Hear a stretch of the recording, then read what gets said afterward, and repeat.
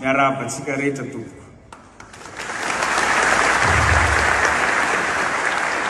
Tsy raha nakatia dia niteny taminjareo hoe tsy hiteny fa mahita anareo tonga be da be ohatran'izao dia hiteny kelikely ny tsika zao miditra amin'le fanavaozana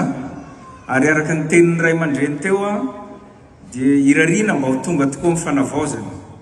satria raha nanomboka ny tolona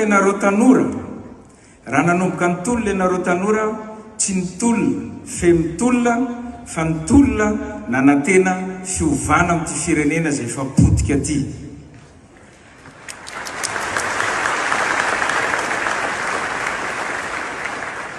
Ka ny nanaitra hiteny dia naheno an'le isa teo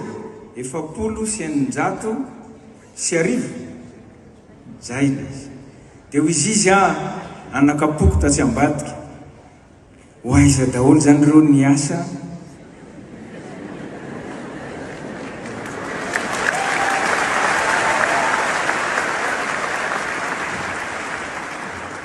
satria ny firenena potika ny olona zay mpandrahara avy any ivelany mba mitondra vola makaty amintsika ny enjeny migadraina satria mifaninana amin'ny namana sasany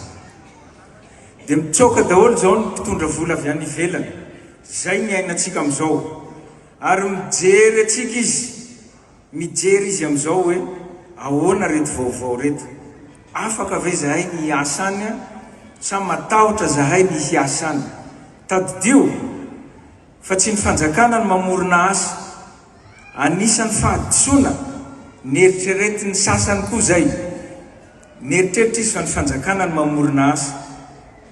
dia lasa izy mandeha mamorona